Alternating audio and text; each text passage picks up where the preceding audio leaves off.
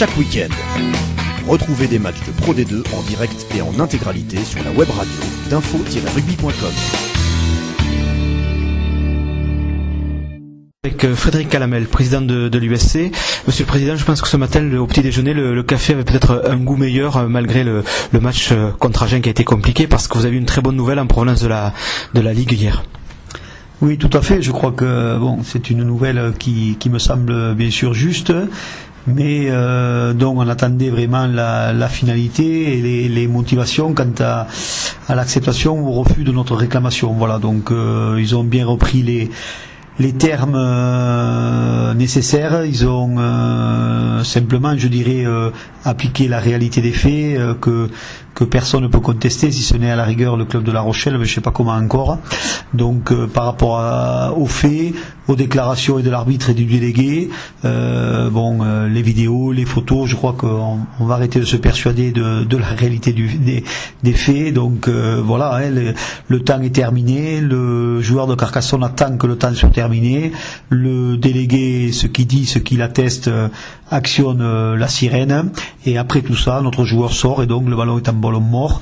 À partir de là, automatiquement, le match est terminé. Donc il n'y a pas de discussion possible. Donc sans remise en cause ni de l'arbitre ni de ses assesseurs, c'est un texte, je dirais juridique même, qui va dans ce sens-là. Donc en faveur de tous ces éléments, la commission de la Ligue a fait droit à notre demande, a motivé comme il se doit leur conclusion, et d'à partir de là, le seul point négatif que je trouve, c'est l'appel de La Rochelle, parce que je pense que quand on prône une certaine éthique, un certain esprit dans le rugby, ce dont le rugby a vraiment besoin actuellement, c'est de sérénité, et je dirais, outre de fair play, d'honnêteté, de droiture.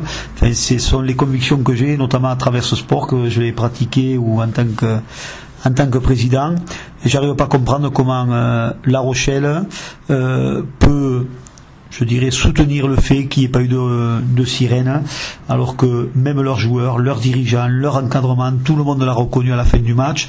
Là, un mois après, pour une histoire de points, ce que je peux comprendre, ils reviennent là-dessus, ils osent dire que c'est pas vrai, qu'ils ont rien entendu, alors que tout le monde l'a entendu, et y compris eux-mêmes. Voilà. Donc ma déception, elle vient de la réaction du club, des dirigeants et de son président de La Rochelle, ce dont je suis vraiment déçu. Après, je dirais, laissons voir la commission d'appel. Nous, on continue notre défense, mais vous savez, quand on défend la réalité des choses, c'est pas le plus compliqué.